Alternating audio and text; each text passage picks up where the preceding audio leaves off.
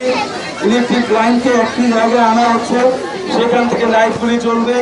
আপনাদের এখানেও যতটি কারেন্টের পোল আছে ততটি লাইট হবে, এবং এর বাইরেও গলিতে কোনো অন্ধকার জায়গা থাকবে না ইনশাআল্লাহ। আমি আপনাদের শুধু এইটুকু বলবো, আমার প্রতি আস্থা রেখেছেন, আমার প্রতি আস্থা রেখে আমাকে ভোট দিয়েছেন, আমাকে আল্লাহ তাআলা দায়িত্ব দিয়েছেন, আমাকে দোয়া করবেন ইনশাআল্লাহ। এই এলাকার মানুষের কল্যাণে, এই এলাকার উন্নয়নে আমি আত্মনিয়োগ করেছি।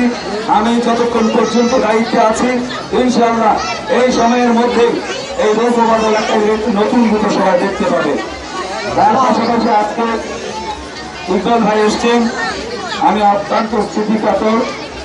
গত সপ্তাহে আমি ওনার বাবার সাথে তোলা ছবিগুলি ওয়াশ করতে দিয়েছি। এই জায়গায় সর্বপ্রথম যখন তিনি স্বাধীন ছিলেন আমি এখানে এসছি। আমি আজকের দিনে তার আত্মার মাগফিরাত কামনা করি। তার পাশাপাশি রৌদ্রবাদ এলাকায় যারা মৃত্যুবরণ করেছেন সবার আত্মার মাগফিরাত কামনা করছি। আপনারা জানেন আমার মা অল্প কয়েকদিন আগে মারা গেছে। আমি আপনাদের কাছে আমার মায়ের জন্য দোয়া প্রার্থনা করছি, দোয়া কামনা করছি।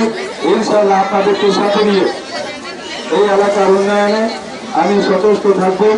আগামীকাল সবাইকে তারা আশীর্বাদ